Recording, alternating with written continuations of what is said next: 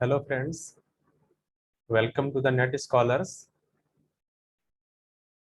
हम लोग UGC NET JRF के फर्स्ट पेपर के बारे में डिस्कस कर रहे थे, उसके सिलेबस के बारे में डिस्कस कर रहे थे कि फर्स्ट पेपर में सिलेबस में जो चीज़ें मेंशन है वो क्यों मेंशन है और वो क्या क्या चीज़ें हैं, कौन कौन से यूनिट्स हैं और उसे कैसे पढ़ना है, इस पे हम लोग चर्चा कर रहे थे। अर्थात आंसर ऑफ व्हाई, क्यों, व्हाट, क्या, हाउ, कैसे। तो सबसे पहले हम लोग देखेंगे, हम लोगों ने फर्स्ट वीडियो में देखा था कि कोई भी चीज सिलेबस में क्यों मेंशन है। जैसे answer of why, answer of why, what and how. इसका अर्थ मतलब यह है कि सिलेबस में कोई भी चीज क्यों मेंशन की गई है, वह क्या है और उसे कैसे पढ़ना है। जैसे सबसे पहले हम लोग देखेंगे आंसर ऑफ व्हाई। सिलेबस में कोई भी चीज क्यों मेंशन की गई है। देखिए, तो हम लोग उसमें देखे थे कि चूंकि हायर एजुकेशन में ये जो हमारा पेपर है, फर्स्ट पेपर का यूजीसी नेट जेआरएफ का, इसका नाम ही है टीचिंग एंड रिसर्च एप्टीट्यूड, शिक्षण और शोध अभिक्षमता। और यह जो अभिक्षमता देखी जाती है, वह क्यों देखी जाती है? क्योंकि आप एक अध्यापक, एक शिक्षक बनने जा रहे हैं हायर एजुकेशन में, उच्च शिक्षा में। तो देखा जाता है कि आपके अंदर अध्यापक बनने के गुण है कि नहीं, इसीलिए आपकी शिक्षण अभिक्षमता चेक की जाती है। कुछ ऐसे प्रश्न पूछे जाते हैं जिस एप्टीट्यूडनल, जिससे पता चल जाता है कि आप जो है उसके योग्य है कि नहीं। अगर आप एग्जाम पास करते हैं तो आप उच्च शिक्षा में अध्यापक बनने के योग्य हो जाते हैं, एलिजिबल हो जाते हैं। दूसरी बात ध्यान देने वाली क्या है कि जो शिक्षण अभिक्षमता की बात हो रही है वो किस स्तर की हो रही है? उच्च शिक्षा के स्तर की हो रही है। किसके स्तर की? उच्च शिक्षा के स्तर की। और उच्च शिक्षा में जो शिक्षण का स्तर होता है वह कैसा होता है? वह होता है विमर्शी चिंतन स्तर या समस्या समाधान स्तर, जिसको बोलते हैं रिफ्लेक्टिव लेवल टीचिंग या प्रॉब्लम सॉल्विंग लेवल टीचिंग। और यह जो विमर्शी चिंतन स्तर होता है वह दो डायमेंशन में काम करता है। एक होता है निदानात्मक और दूसरा होता है उपचारात्मक। निदानात्मक का होता है, इसको बोलते हैं डायग्नोस्टिक, और उपचारात्मक को बोलते हैं क्लिनिकल मेथड। डायग्नोस्टिक मेथड या निदानात्मक क्या होता है? समस्या का पता लगाता है। और उपचारात्मक में क्या होता है? हम समस्या का समाधान ढूंढते हैं। ये जो निदानात्मक और उपचारात्मक पद्धति है, इसी को हम लोग क्या बोलते हैं? बेसिकली अनुसंधान बोलते हैं। हाँ, अनुसंधान में हम यही करते हैं, पहले हम लोग समस्या का पता लगाते हैं, फिर उसका समाधान ढूंढते हैं। इसी को हम लोग रिसर्च बोलते हैं।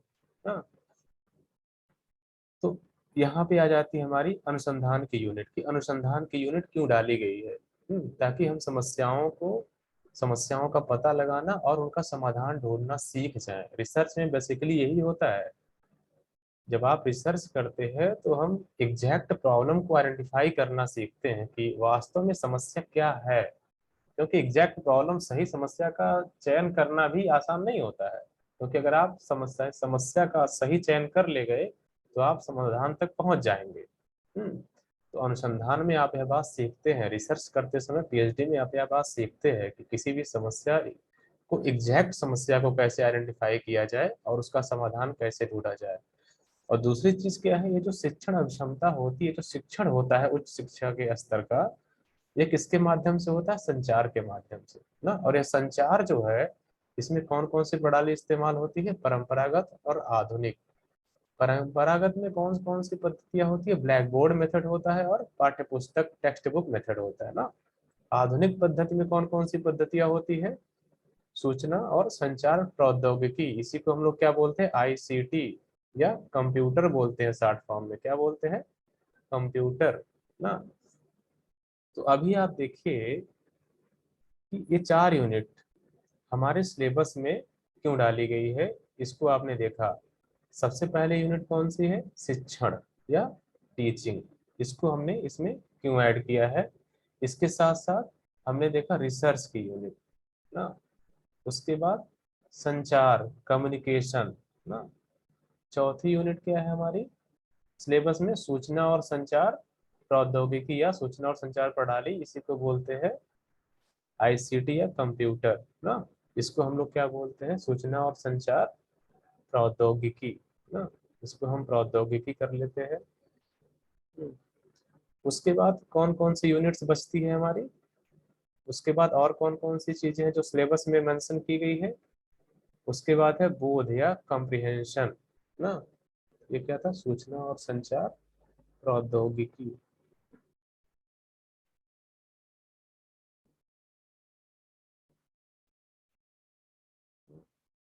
सूचना और संचार प्रौद्योगिकी। इसके अलावा देखिए कौन कौन सी चीजें हैं, कॉम्प्रिहेंशन। कॉम्प्रिहेंशन क्यों डाला गया है, ताकि आपकी कॉम्प्रिहेंसिव एबिलिटी जो है वो डेवलप की जा सके, कॉम्प्रिहेंसिव वे में आप सोच सके और वहां से आप आंसर्स को आइडेंटिफाई कर सके। हम्म, दूसरा होता है आंकड़ा प्रक्रमण, या इसको क्या बोलते हैं, डीआई, डाटा इंटरप्रिटेशन, और मैथमेटिकल रीजनिंग या गणितीय तर्क। इन दोनों यूनिट्स का इस्तेमाल क्यों डाली गई है सिलेबस में, इसलिए डाली गई है ताकि आपका बेसिक मैथ्स और उसका कैलकुलेशन आपको पता रहे, क्योंकि ये सारी चीजें आपको रिसर्च में इस्तेमाल करनी पड़ेंगी ना, डाटा एनालिसिस में।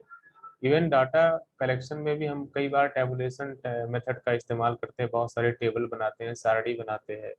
तो जब हमको ये डाटा इंटरप्रिटेशन या आंकड़ा प्रक्रमण का ज्ञान सही से नहीं रहेगा, बेसिक मैथमेटिक्स हमको नहीं पता रहेगी, तो हमको डाटा एनालिसिस में फिर प्रॉब्लम आएगी। उसके बाद युक्त संगत तर्क, एक यूनिट डाली गई है, कौन से, युक्त संगत तर्क। यह क्यों डाली गई थी, हम लोग बात किए थे कि चूंकि ताकि हम लॉजिकली सोच सके, किसी भी चीज को तार्किक ढंग से सोच सके, समझ सके। उसके बाद चूंकि हम उच्च शिक्षा में जा रहे हैं, शिक्षा में टीचर बनने की हमारी जो एलिजिबिलिटी है वो हो जाएगी इस एग्जाम को पास करने के बाद, तो उस शिक्षा के बारे में हमको बेसिक नॉलेज होना चाहिए। उसकी नीतियों के बारे में नॉलेज होना चाहिए, पहले कौन सी नीतियां बनी, अब कौन सी नीतियां बनी, आज़ादी के बाद, आज़ादी के पहले, ब्रिटिश एम्पायर में कौन कौन सी नीतियां बनी है, अभी रिसेंटली में कौन सी एजुकेशन पॉलिसी आई है, पहले कौन सी कितनी एजुकेशन पॉलिसी अभी तक आई है, ये सारी चीजें। प्रशासन उच्च शिक्षा का कैसे चलता है, इसमें प्रमुख अधिकारी कौन से होते हैं ना, शासन कैसे चलता है। उसके बाद 10 लास्ट यूनिट है, यूनिट 10, ये है लोग विकास और पर्यावरण। इसमें पर्यावरण से संबंधित क्वेश्चंस आते हैं, इसको हम लोग पढ़ेंगे। ये क्यों डाला गया है, क्योंकि पर्यावरण के प्रति बहुत जागरूक होना चाहिए आज व्यक्ति को। क्योंकि हमारा पर्यावरण है तभी हम है, जब तक हमारा पर्यावरण साफ है, क्योंकि हमको साफ हवा चाहिए, साफ पानी चाहिए, साफ भोजन चाहिए, ये तभी साफ मिलेगा जब हमारा पर्यावरण साफ होगा। हम्म, ठीक है, तो इसके प्रति जागरूक होना जरूरी है। आज हम देख रहे हैं इंटरनेशनल लेवल पे कितने सारे प्रोटोकॉल और कन्वेंशंस हो रहे हैं। हम्म, इसलिए इस यूनिट को डाला गया है ताकि आपके पास पर्यावरण के प्रति जागरूकता आपके अंदर आए, आप इसको जाने और बच्चों को भी बताएं। ठीक है, तो ये सारी यूनिट्स इसीलिए डाली गई है सिलेबस में, इसीलिए मेंशन की गई है। उसके बाद फिर हम लोगों ने देखा था कि व्हाट, ये जो 10 यूनिट्स है उसे कैसे पढ़ना होता है हम लोगों को। हम्म, उसे कैसे पढ़ना है, और देखिए इसमें क्या है, अभी हम लोगों ने बात किया कि हमारे सिलेबस में क्यों 10 यूनिट्स जो हमको पढ़ना वो मेंशन की गई है। दूसरी वीडियो में हमने देखा था कि हमारे सिलेबस में कौन कौन सी चीजें हैं। पहला यूनिट हमारा है टीचिंग एप्टीट्यूड का। टीचिंग एप्टीट्यूड का यूनिट है जिसको बोलते हैं शिक्षण अभिरुचि। दूसरा है अनुसंधान अभिक्षमता या रिसर्च एप्टीट्यूड। तीसरा है कम्युनिकेशन या संचार। चौथी यूनिट्स क्या है, सूचना और संचार प्रौद्योगिकी या information and communication technology. Fifth unit क्या है, कॉम्प्रिहेंशन, इसको बोलते हैं बोध। सिक्स यूनिट क्या है, आंकड़ा प्रक्रमण या डाटा इंटरप्रिटेशन। सेवंथ क्या है, मैथमेटिकल रीजनिंग या गणितीय तर्क। एट्थ यूनिट का युक्त संगत तर्क या लॉजिकल रीजनिंग। नाइन्थ यूनिट क्या है, उच्च शिक्षा नीतियां प्रशासन और शासन, higher education policy administration and governance. और टेंथ यूनिट क्या है, लोक विकास और पर्यावरण, पीपल इन्वायरमेंट एंड डेवलपमेंट। फिर हमने देखा कि जो चार यूनिट है स्टार्ट शुरू की ना, टीचिंग, रिसर्च, कम्युनिकेशन और आईसीटी, ये जो है बिल्कुल कॉन्सेप्ट बेस्ड यूनिट है। क्या है, कॉन्सेप्ट बेस्ड यूनिट है, ये समझ पे आधारित यह यूनिट है।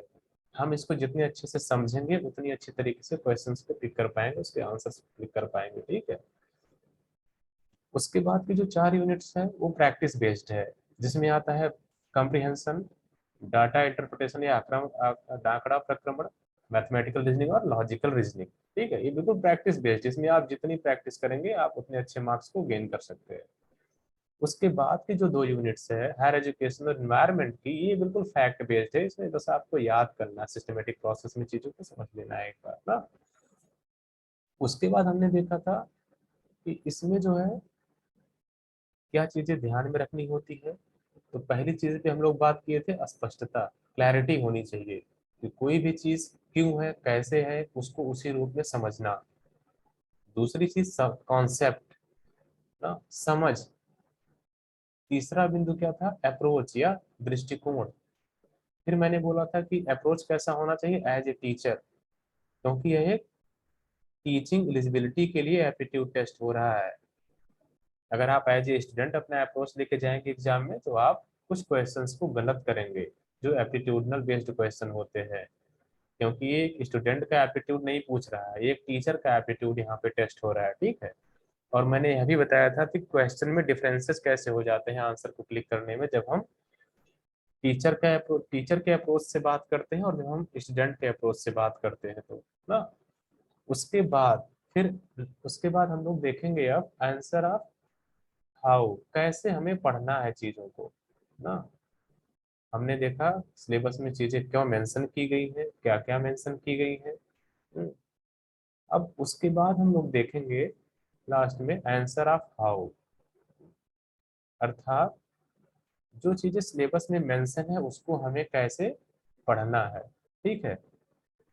तो देखिए जो पहली यूनिट थी हमारी टीचिंग एप्टीट्यूड की यूनिट, जिसको बोलते हैं शिक्षण अभिक्षमता, उसे कैसे पढ़ना है उस चीज पे हम लोग आज बात करेंगे, टीचिंग एप्टीट्यूड ना।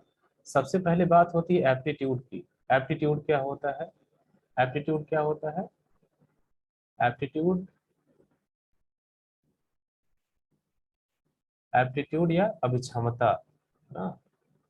अभिक्षमता क्या होती है, यह किसी भी व्यक्ति का अपरिपक्व गुण होता है ना, जो एक खास दिशा में एक खास विषय से संबंधित होता है। अगर उस पर काम किया जाए तो उस व्यक्ति को और समाज को सबसे ज्यादा लाभान्वित होने की संभावना होती है। इसीलिए कहा जाता है कि अपनी रुचि को पहचानिए, अपनी अभिक्षमता को पहचानिए, क्योंकि वो आपका खास गुण है, उस पर आप काम करेंगे तो बहुत ज्यादा फायदा होगा, आप बहुत आगे जा सकते हैं। हम्म। फिर शिक्षण या टीचिंग का मतलब क्या होता है ना, ये एक अपरिपक्व गुण होता है बेसिकली ना, अपरिपक्व गुण होता है। इसी को जब हम ट्रेनिंग के द्वारा परिपक्व कर देते हैं ना, तो यही क्या बोल हो जाता है, हमारा एटीट्यूड हो जाता है, ठीक है। एप्टीट्यूड क्या है, अपरिपक्व गुण। जब हम ट्रेनिंग के द्वारा इसको क्या करते हैं, मेच्योर बना देते हैं, मेच्योर या परिपक्व बना देते हैं, परिपक्व बना देते हैं ना, तो ये हमारे बिहेवियर में आ जाता है ना, और फिर क्या हो जाता है, ये हमारे व्यवहार में आ जाता है, और इसी को बोलते हैं एटीट्यूड ना, एटीट्यूड ना। तो एप्टीट्यूड और एटीट्यूड में अंतर समझ समझ में आया आप लोगों को, ठीक है। ये एप्टीट्यूड था, ये एटीट्यूड। एप्टीट्यूड का मतलब हमारी अपरिपक्व गुण होता है, एक खास दिशा या खास विषय से संबंधित, जिसको जब हम ट्रेनिंग के द्वारा परिपक्व या मैच्योर बना देते हैं, जो हमारे व्यवहार में आ जाता है, तो उसी को बोलते हैं एटीट्यूड ना। हम लोग बोलते हैं ना कि बहुत एटीट्यूड दिखा रहा है, इसका मतलब उसके व्यवहार में चीजें दिख रही होती है ना। उसके बाद क्या, टीचर, सॉरी उसके बाद क्या, शिक्षण या टीचिंग, क्या है, टीचिंग ना। ये फर्स्ट पॉइंट था हमारा। उसके बाद क्या है, टीचिंग, टीचिंग या शिक्षण, ठीक है। ये क्या होता है, टीचिंग या शिक्षण, ये क्या होता है ना, एक परिपक्व और एक अपरिपक्व व्यक्ति के मध्य क्या होता है, इंटरेक्शन, अंतर क्रिया होती है, जिसमें अपरिपक्व व्यक्ति परिपक्वता की तरफ बढ़ता है, ठीक है। एक तरफ परिपक्व व्यक्ति होता है और एक तरफ अपरिपक्व व्यक्ति, इमेच्योर व्यक्ति होता है ना, अपरिपक्व व्यक्ति होता है, ठीक है। हम परिपक्वता अपरिपक्वता से परिपक्वता की तरफ बढ़ते हैं। ठीक है, और यह पहले इसको सिखाता है ना। दूसरी चीज क्या होती है, ये जो हमारी टीचिंग होती है ना, ये दो दिशीय होती है। क्या होती है?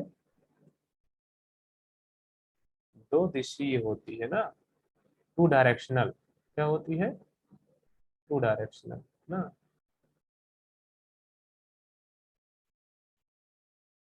टीचिंग जो है टू डायरेक्शनल और थ्री डायमेंशनल होती है ना। क्या होती है? ये द्विदिशीय होती है। इसी को क्या बोलते हैं? टू डायरेक्शनल ना।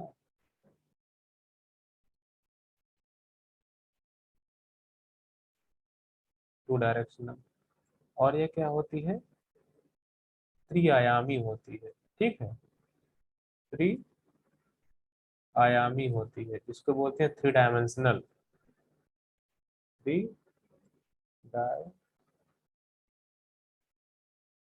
थ्री डायमेंशनल इसको बोलते हैं ना। ठीक है, त्रिआयामी प्रक्रिया होती है। द्विदिशीय प्रक्रिया का मतलब होता है दो दिशा में, अध्यापक और शिक्षक के बीच। ठीक है, अंतर क्रिया होती है, इसीलिए इसको क्या बोलते हैं? दो दिशीय। त्रिआयामी का मतलब क्या होता है? इसके तीन आयाम होते हैं। कौन कौन से? अध्यापक, छात्र और शिक्षण सहायक सामग्री। ये देखिए, इसके तीन आयाम दिखाए गए हैं ना यहाँ पे ना। अध्यापक ना, छात्र और शिक्षण सहायक सामग्री, ये तीन आयाम इसके। ठीक है, ये जब तीनों आयाम मिलते हैं शिक्षण के, अध्यापक, छात्र और शिक्षण सहायक सामग्री, तो फिर क्या होता है? हमारी टीचिंग या शिक्षण की प्रक्रिया संपन्न होती है। ठीक है, तो छात्र, अध्यापक और शिक्षण सहायक सामग्री मिलती है एक साथ, तो हमारी शिक्षण की प्रक्रिया संपन्न होती है। और जब शिक्षण की प्रक्रिया संपन्न होती है तो हमारा अधिगम होता है। और अधिगम जब होता है, जब हम सीखते हैं, तो फिर उसका क्या होता है? मूल्यांकन होता है। ठीक है। उसके बाद हम देखते हैं कि ये जो हमारा, जो हमने अभी एक फिगर बनाया हुआ है, इसी को हम पता है क्या बोलते हैं? इसी को हम बोलते हैं टीएल मॉडल। क्या बोलते हैं? टीएल मॉडल बोलते हैं। ये हमारा टीएल मॉडल है। ठीक है, टीएल मॉडल का मतलब क्या होता है? Teacher teaching learning model. शिक्षण अधिगम मॉडल है ये। ठीक है, इसी को हम बोलते हैं शिक्षण अधिगम मॉडल। और इस मॉडल में क्या होता है? क्वेश्चन यहाँ से, सॉरी, यहाँ से क्वेश्चन पूछा जाता है ना कि टीएल मॉडल या शिक्षण अधिगम मॉडल में सबसे उच्च स्तर कौन सा है? तो देखिए, सबसे उच्च स्तर टीएल मॉडल में कौन सा है? मूल्यांकन का। ये सबसे उच्च स्तर है ना, ये क्वेश्चन पूछा जाता है। ठीक है, तो ये क्या है हमारा? ये जो हमने बनाया हुआ है पूरा, ये ये जो हमने बनाया है यहाँ से यहाँ तक, मूल्यांकन, ये क्या है हमारा? ये है टीएल मॉडल। क्या है? टीएल मॉडल ना। इसी को हम लोग और क्या बोलते हैं? शिक्षण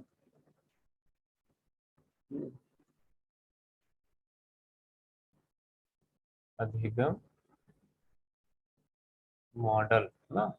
teaching learning model. Teaching learning model है। ठीक है, ये तो क्वेश्चन पूछा था टीएल मॉडल में सबसे उच्च स्तर कौन सा है, तो मूल्यांकन है। उसके बाद देखिए, यहाँ से लेकर के यहाँ तक की प्रक्रिया, अधिगम तक की प्रक्रिया ना। ठीक है, यहाँ से अधिगम तक की प्रक्रिया, यह बोली जाती है क्या? परिवर्तनकारी प्रक्रिया। क्या बोली जाती है? परिवर्तन,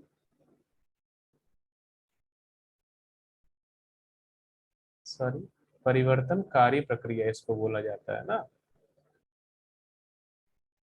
अर्थात इसको इंग्लिश में क्या बोलते हैं? Transformational process. परिवर्तन कारी प्रक्रिया है ये। परिवर्तनकारी प्रक्रिया का मतलब क्या होता है? यहाँ हम व्यवहार परिवर्तन की बात करते हैं ना। ट्रांसफॉर्मेशनल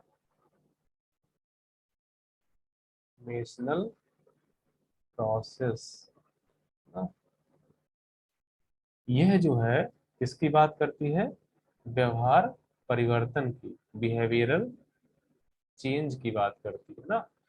और व्यवहार परिवर्तन में क्या होता है? यह एक आइडियल प्रोसेस होता है ना। ट्रांसफॉर्मेशनल प्रोसेस या व्यवहार परिवर्तन की जो प्रक्रिया होती है वो एक आइडियल प्रोसेस होता है। और शिक्षण का उद्देश्य भी क्या होता है? व्यवहार परिवर्तन होता है ना। अपेक्षित व्यवहार परिवर्तन। और शिक्षा का उद्देश्य क्या होता है? दो चीजें होती है, शिक्षण का उद्देश्य और शिक्षा का उद्देश्य ना। शिक्षण का उद्देश्य होता है अपेक्षित व्यवहार परिवर्तन, और शिक्षा का उद्देश्य होता है सर्वांगीण विकास ना। सभी क्षेत्रों का विकास, सर्वांगीण विकास। इसका शिक्षण का उद्देश्य क्या होता है? अपेक्षित व्यवहार परिवर्तन। ठीक है। तो ये बिहेवियरल चेंज से संबंधित बातें होती हैं, व्यवहार परिवर्तन से संबंधित बातें होती हैं, और चूंकि एक आइडियल प्रोसेस, एक आदर्श प्रक्रिया है, इसीलिए इसमें हम लोग रिवार्ड या पनिशमेंट की बात नहीं करते। बच्चे को हम दंड नहीं दे सकते ना। आइडियल टीचिंग में क्या बोला जाता है? बच्चे को हम दंड नहीं दे सकते हैं। उसके बाद जो प्रोसेस है हमारा, यहाँ से लेकर के यहाँ तक का ना, अधिगम से लेकर के मूल्यांकन तक का, इसको बोलते हैं ट्रांजैक्शनल प्रोसेस या क्रियान्वितकारी प्रक्रिया। क्या है?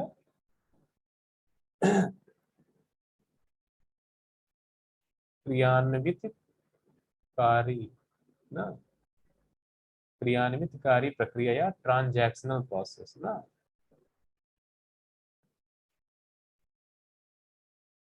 ट्रांजैक्शनल प्रोसेस, ठीक है, इसको बोलते हैं ट्रांजैक्शनल प्रोसेस ना। उसके बाद देखिए क्वेश्चंस और कहाँ कहाँ से पूछे जाते हैं। देखिए ये जो ट्रांजैक्शनल प्रोसेस है ना, अधिगम से मूल्यांकन तक की प्रक्रिया है इसमें। तो देखिए जब मूल्यांकन होता है और आप फेल होते हैं तो आपको दंड दिया जाता है। ठीक है। तो इसमें रिवार्ड और पनिशमेंट आता है, मतलब पुरस्कार और दंड, यह इस प्रक्रिया में आएगा। पुरस्कार और दंड क्रियान्वितकारी प्रक्रिया ट्रांजैक्शनल प्रोसेस में आएगा, इसमें नहीं आएगा। इसमें पुरस्कार और दंड की बात नहीं की जाती है, जो कि एक आइडियल प्रोसेस होता है। ठीक है। उसके बाद देखिए अध्यापक से संबंधित कौन कौन से प्रश्न पूछे जाते हैं, या टीचर से संबंधित कौन कौन से प्रश्न पूछे जाते हैं। पूछा जाता है कि अच्छे अध्यापक के गुण, quality of a good teacher, और अध्यापक से संबंधित शिक्षण को प्रभावित करने वाले कारक ना, factors affecting teaching related to the teacher. छात्र से संबंधित कौन कौन से क्वेश्चन आते हैं? अधिगम, अच्छे अधिगमकर्ता की विशेषताएं, quality of a good teacher. उसके बाद छात्र से संबंधित अधिगम को प्रभावित करने वाले कारक। ठीक है, इसको क्या बोलते हैं? Factors affecting teaching related to the students ना, स्टूडेंट। फिर उसके बाद तीसरे टाइप का प्रश्न क्या पूछा जाता है छात्र से? यहाँ वैयक्तिक भिन्नता से संबंधित क्वेश्चन पूछे जाते हैं। किससे? वैयक्तिक भिन्नता, इंडिविजुअल डिफरेंसेस ना। मिट गया था। ठीक है। वैयक्तिक भिन्नता से संबंधित क्वेश्चन पूछे जाते हैं, इंडिविजुअल डिफरेंसेस। इसको बोलते हैं, इंडिविजुअल डिफरेंसेस क्या होती है? इंडिविजुअल डिफरेंसेस वैयक्तिक भिन्नताएं होती हैं कि हर छात्र के अंदर कुछ अलग अलग, कुछ आधारों पे भिन्नता होती है। जैसे होता है सोशल, एजुकेशनल, कॉग्निटिव और इमोशनल ना। सोशल, इमोशनल, एजुकेशनल और कॉग्निटिव ना, मतलब संज्ञानात्मक स्तर, जिसको बोलते हैं कॉग्निटिव लेवल। उसके बाद सामाजिक स्तर, जिसको बोलते हैं सोशल। फिर आता है हमारा तीसरा कौन सा? कॉग्निटिव, संज्ञानात्मक, सोशल, सामाजिक। तीसरा हमारा आता है एजुकेशनल, शैक्षिक, शैक्षणिक। और चौथा हमारा आता है कौन सा? इमोशनल ना, या भावनात्मक स्तर। तो ये वैयक्तिक जो भिन्नताएं होती हैं, ये चार स्तर पे भिन्नताएं होती हैं ना, बौद्धिक स्तर पे, सामाजिक स्तर पे, शैक्षिक स्तर पे और इमोशंस या भावना के स्तर पे। अब इसमें एक एक चीजें क्वेश्चन पूछी जाती है कि जो सोशल स्तर है या जो सोशल लेवल है, उसमें प्रेरणा के कौन कौन से स्तर होते हैं, कॉग्निटिव में प्रेरणा के कौन कौन से स्तर होते हैं। बेसिकली सोशल प्रेरणा के स्तर, सामाजिक प्रेरणा के स्तर पूछे जाते हैं। फिर उसके बाद शिक्षण से संबंधित कौन कौन से प्रश्न आते हैं। यहाँ से आता है प्रभावी शिक्षण या इफेक्टिव टीचिंग क्या होती है, प्रभावी शिक्षण में बाधक कौन कौन से तत्व होते हैं, शिक्षण को प्रभावित करने वाले तत्व कौन कौन से, कारक कौन कौन से हैं। ठीक है, शिक्षण कौशल क्या होता है ना, शिक्षण सूत्र या टीचिंग फॉर्मूले क्या क्या है, शिक्षण स्तर कौन कौन से होते हैं, टीचिंग लेवल कौन कौन से होते हैं ना, मेमोरी लेवल, अंडरस्टैंडिंग लेवल और रिफ्लेक्टिव लेवल। ठीक है, जिसको बोलते हैं मेमोरी स्तर को हम लोग क्या बोलते हैं, मेमोरी लेवल, अंडरस्टैंडिंग लेवल और रिफ्लेक्टिव लेवल। ठीक है, उसके बाद फेज, चरण कौन कौन से है ना, ये इसमें तीन चरण होते हैं, pre active phase, post active phase और प्री एक्टिव और पोस्ट एक्टिव के बीच में एक फेज आता है इंटरएक्टिव फेज ना, इंटरएक्टिव फेज। ये हम लोग जब इसका डिटेल इस चैप्टर को पढ़ेंगे तो एक एक चीज पढ़ेंगे ना। अधिगम से संबंधित प्रश्न तो कहाँ कहाँ से आते हैं, अधिगम के स्तर कौन कौन से हैं, रॉबर्ट गेने के है ना, लर्निंग लेवल्स, 8 लर्निंग लेवल्स की बात करते हैं। प्रभावी अधिगम क्या होता है, डोमेन, लर्निंग डोमेन कौन कौन से होते हैं ना। ठीक है, उसके बाद अधिगम को प्रभावित करने वाले कारक कौन कौन से हैं ना। तो ये सारी चीजें पूछी जाती है एग्जाम में यहाँ से ना।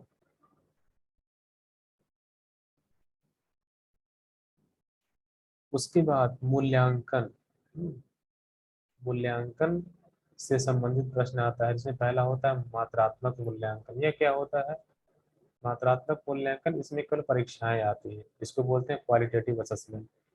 जैसे मंथली एग्जामिनेशन हो गए, हाफ ईयरली एग्जामिनेशन हो गए, ईयरली एग्जामिनेशन हो गए।